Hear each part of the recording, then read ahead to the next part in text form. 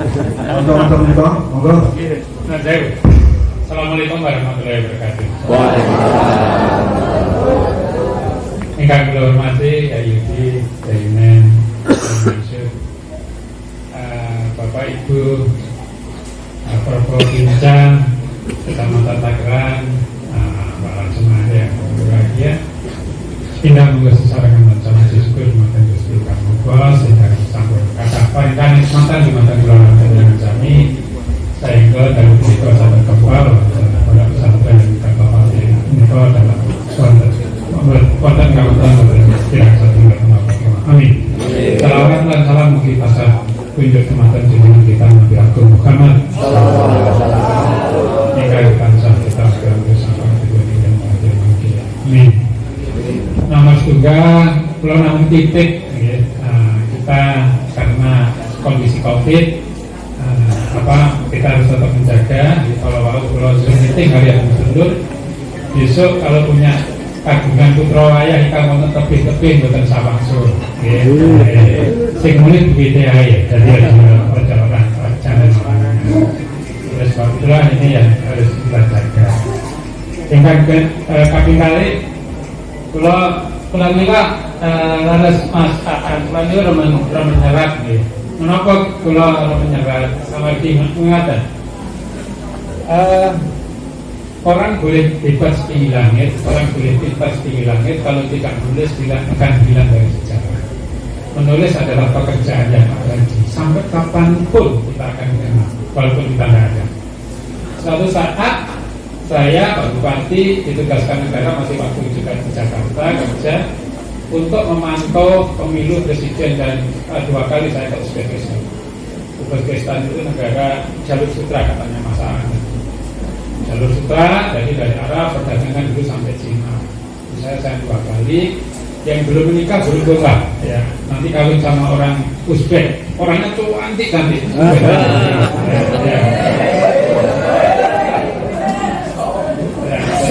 Istilahnya orang sana itu merayuk di pasar, ayu gitu ya. Merayuk cici ayu. Jadi di sana kemudian saya sengaja minta untuk ziarah ke makam seorang ahli hadis yang luar biasa yaitu Imam Bukhari. Jadi Imam Bukhari itu lahir di Bukhara, di Uzbek, kemudian meninggal. Kemudian dimakamkan di Samarkand, sebuah kotanya di Uzbekistan itu ada 3 yang besar ya, Tashkent, Samarkand, sama Bukhara. Panjenengan kalau lihat tadi benar sama masa peradaban Islam itu luar biasa ya. Kalau panjenengan lihat di jalur sutra itu yang namanya peninggalan Islam itu luar biasa. Di sana yang namanya peninggalan itu seperti semacam candi di sana. Kalau di sana namanya madrasah, ya tulisannya madrasah. Luar biasa indah. Ya, jadi yakin kalau tadi Mas Aan menyampaikan gitu, kalau kita wisata atau kemudian jalan atau pergi ke sebuah negara di jalur sutra, peninggalan Islam itu luar biasa. Oleh sebab itu peradaban Islam itu dulu sangat luar biasa.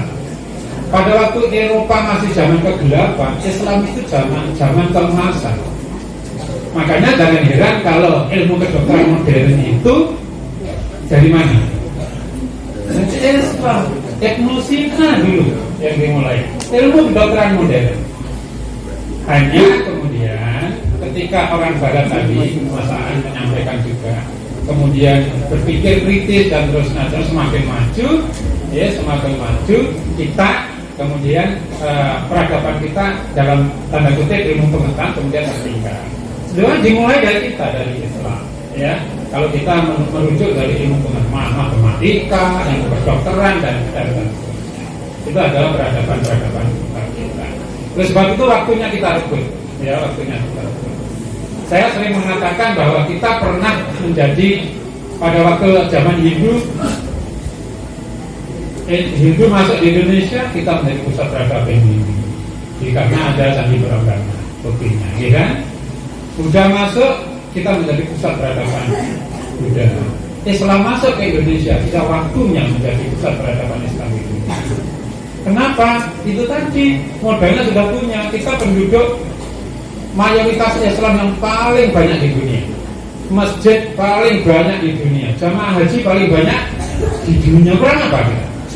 Oleh sebab itu pada waktu saya di Jakarta, mohon maaf ya, waktu itu saya dikumpulkan oleh Pak JK, kemudian punya gagasan ya, sama UI IAIN Syarif Hidayat itulah waktu itu. Kalau tidak salah waktu itu saya ketemu sama Prof. Komarudin, jadi saya rapat di ruangan saya, kemudian ingin itu tadi merebut mumpung ya, mohon maaf gitu.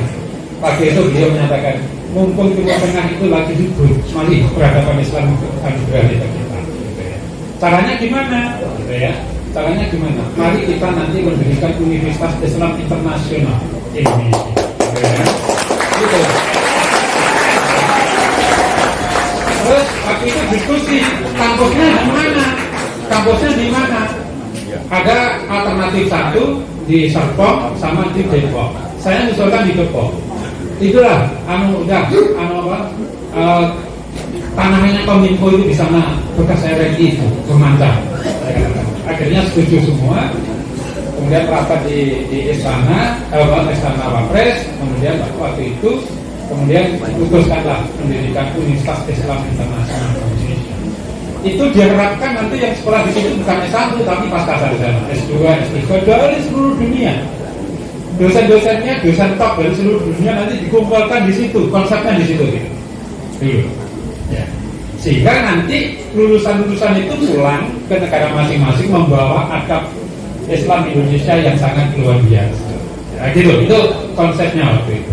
Ya kan, alhamdulillah universitasnya sudah diresmikan oleh Pak Jokowi dan sudah dibangun di sana sekarang. Dan mudah-mudahan itu nanti menjadi milestone, kemudian monumen ya, menjadi awal dan kebangkitan Islam di Indonesia.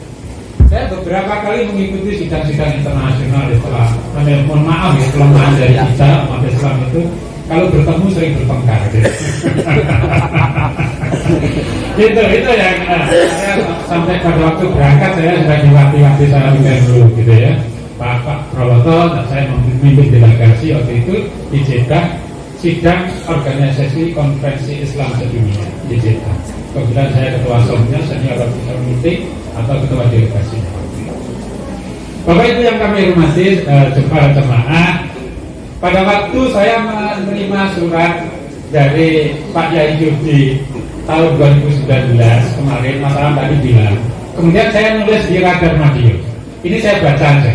Ya, saya baca aja tulisan saya setiap minggu di Radar Madiun ini kebetulan saya bukukan. Jadi saya setiap minggu itu nulis di Radar Madiun sudah 2,5 tahun ini enggak pernah berhenti. Ya, setiap minggu. Ini saya bukukan namanya, saya tulis namanya Menjahit Mimpi Rakyat. Gitu ya. Jadi ini adalah mimpi-mimpi masyarakat Magetan yang ingin saya wujudkan. Anaknya saya gitu ya.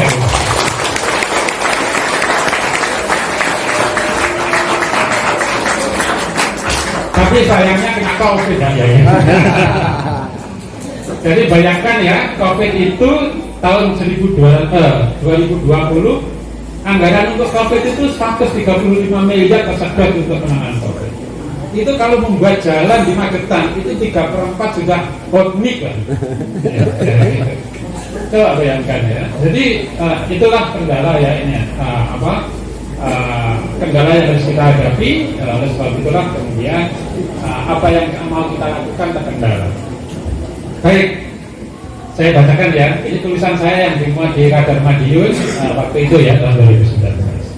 Nanti bukunya saya balik nenek Yai.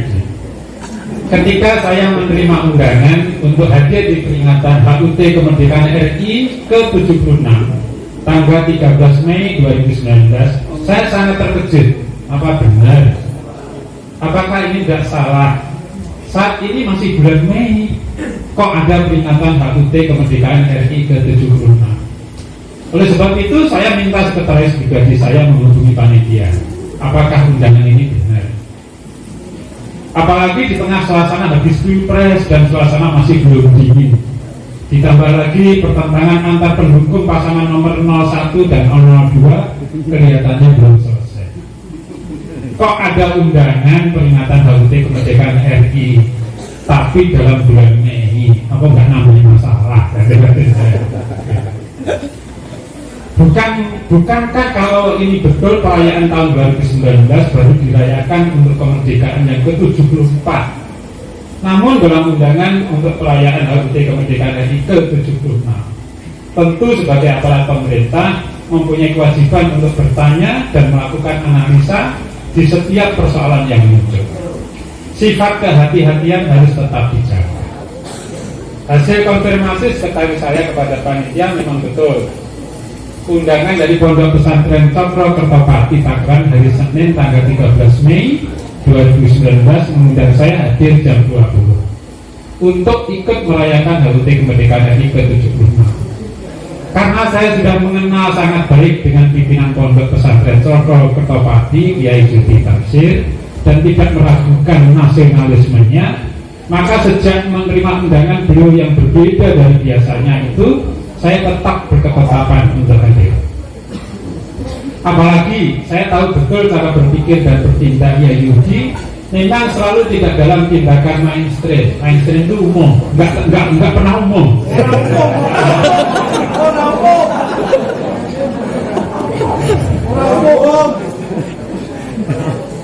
Selalu tampil dan berpikir beda.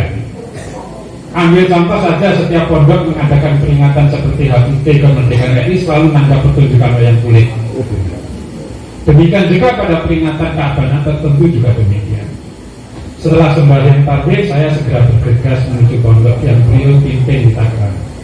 Sampai di pondok baru mengerti dan jelas setelah ketua panitia menjelaskan dalam pengantarnya bahwa peringatan HUT kemerdekaan RI yang dilakukan setiap bulan puasa Ramadan dilakukan setiap tahun.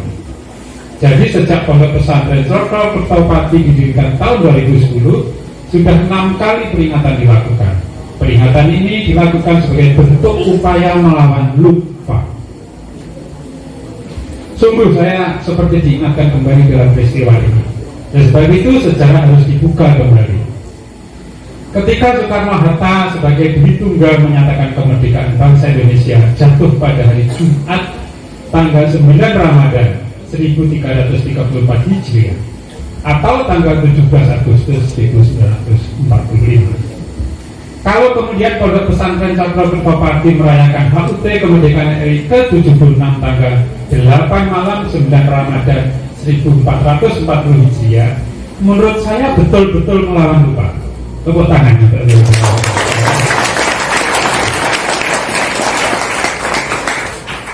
Sebagaimana tema peringatan sekaligus topik diskusi malam itu, memang kita seringkali melupakan hal-hal seperti ini, apalagi di tengah situasi politik sejak menjelang dan setelah pileg maupun pilpres yang terus dalam suhu tinggi. Perlu ada sebuah pemantik untuk menimbulkan kesadaran kembali dari bangsa ini untuk melawan lupa bahwa kita pada bulan yang penuh rahmat dan penuh ampunan ini, dan memang sengaja dipilih karena diyakini sebagai bulan dan tanggal yang baik. Ketika dua kota Jepang, Hiroshima dan Nagasaki, dibom atom oleh Amerika menjadi luluh lantak, 6 hari kemudian setelah pengeboman di Nagasaki tanggal 15 Agustus 1945, Jepang menyerah kepada sekutu. Dengan menyerahnya Jepang, maka berakhirlah Perang Dunia Kedua. Tentu penyerahan Jepang kepada sekutu dalam pandangan kaum muda bangsa Indonesia waktu itu sudah seharusnya dijadikan momentum untuk segera menyatakan kemerdekaan. Mengingat Indonesia saat itu merupakan jajahan Jepang, ketika Jepang kalah perang dan menyerah adalah kesempatan emas untuk segera melakukan atau menyatakan kemerdekaan. Oleh sebab itu, para pemuda berusaha ketemu Soekarno, mendesak agar segera dan saat itu juga membacakan teks proklamasi kemerdekaan bangsa Indonesia. Namun Soekarno tidak bersedia atas desakan para pemuda tersebut, karena Soekarno punya rencana sendiri. Oleh sebab itu, dengan adanya penolakan, para pemuda kemudian mengambil sikap melakukan penculikan terhadap Soekarno. Para pemuda melakukan penculikan diantaranya Soekarni, Likana, Aidit, dan Khairul Saleh dari perkumpulan Menteng 31.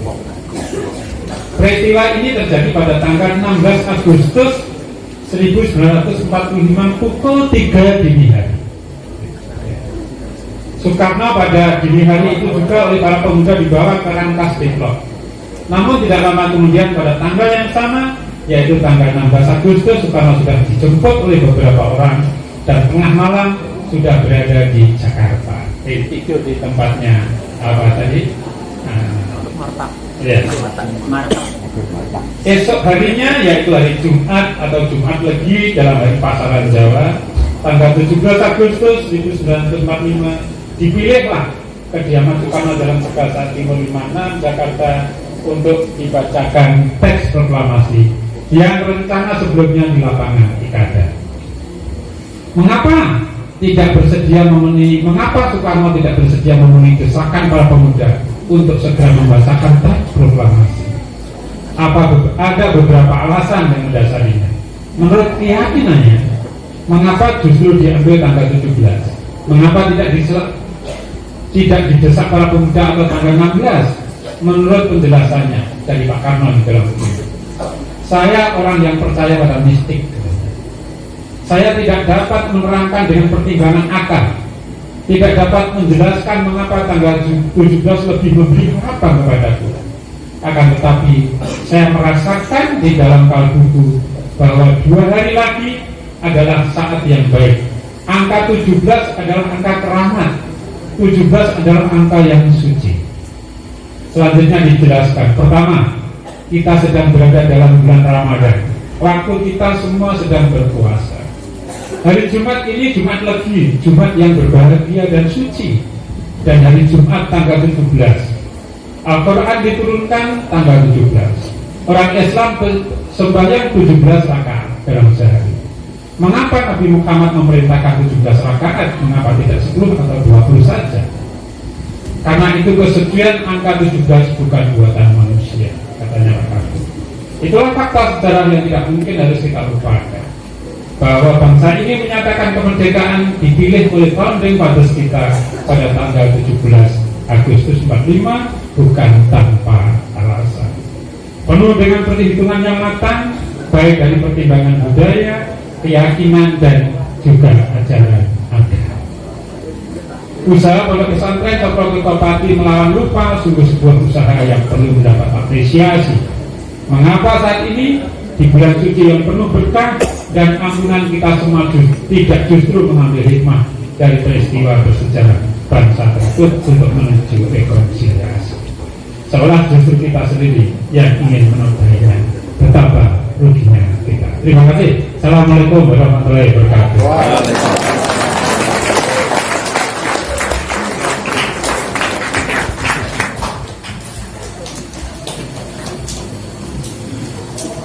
Ini penyerahan buku, penyerahan buku itu.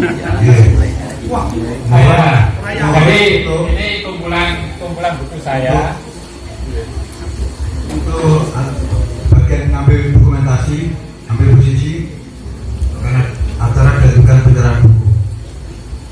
Ini tulisan saya di Radan. Ini tahun 2019 satu buku. Nanti yang tahun 2020 masih dalam cetak saya. Kalau yang ini tulisan saya bahasa Jawa. Ini 3 buku. Ini saya tulis 13 tahun. Ya, di majalah Penyebar Semangat setiap minggu sampai sekarang. Dan tidak dapat donor, tidak dapat apa-apa. Senang aja. Ini bahasanya bahasa Jawa. Ya. Jadi ini saya tulis mulai saya tahun 2009 sampai sekarang. Jadi saya setiap minggu nulis. Ini saya bukukan dalam bahasa Jawa. Ceritanya macam-macam. Bukan unik, salah unik. Jadi ini perjalanan, kadang-kadang politik, kadang-kadang ekonomi, ya apa aja. Ya apa aja saya tulis di sini. Dan mudah-mudahan nanti saya bukan nulis buku autobiografi bahasa Jawa. Ya, dapat reformuli autobiografi pertama dalam bahasa Jawa. Jadi yang pertama kali di Indonesia. Saya tulis 6 tahun. Saya tulis 6 tahun. Selain juga menulis buku-buku tekstur untuk mahasiswa, ada kapan ada macam-macam. Jadi seperti saya sampaikan tadi, kenapa saya menulis anak-anak saya, adik-adik saya, mari kita menulis. Jadi saya senang sekali Mas Aan. Saya berkawan dengan Profesor Peter Carey, jadi seorang guru besar dari Oxford University Inggris, Universitas top dunia. Sekarang menjadi guru besar tamu di Universitas Indonesia. Saya berkawan, kemudian tanggal 12 Desember, kemudian saya diskusi, saya memberi saran begini, Prof, Buya menulis tentang Madiun. Beliau adalah penulis mengenai perang di Ponorogo. Luar biasa, punya banyak. Akhirnya sekarang beliau sedang menulis, nanti akan ada antara Lawu dan Wilis. Itu adalah tulisannya Presiden Madiun waktu itu. Dan nanti akan ada sejarah mengenai pesantren di Magetan dan di sekitar Madiun. Saya karena sudah dapat jaminya, saya di jadi nanti sebagai rujukan ya, bagaimana dulu Termas, bagaimana Bonsari, bagaimana dan sangat indah kalau kita bisa semuanya menulis sehingga kita tadi melawan lupa. Terima kasih, Mas Dulu.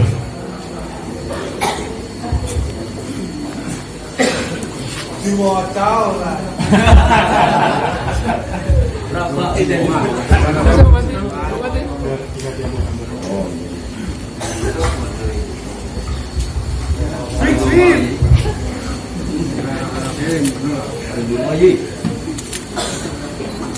Kasih tahu ngatamin Quran, ngatamin gue. Jadi berarti baca santrinya. Alhamdulillah, Bismillahirrahmanirrahim. Supaya buku sampun kula tampi Pak Bupati mungkin manfaat berkahi. Lan mungkin sampun kesupen mangke rokokipun balik nang.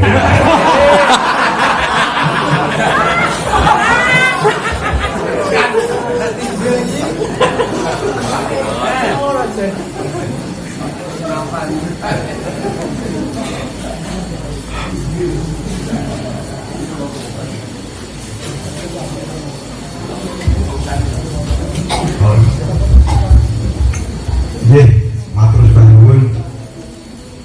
Pengen jamu rasane rokok pondok pesantren Ponorogo iki dan mata-mata keram mawon. Terus juga Pak Yai juga mata-mata keram itu pas rasane jos ora. Matur nuwun juga badhe cara salajengipun nggih menika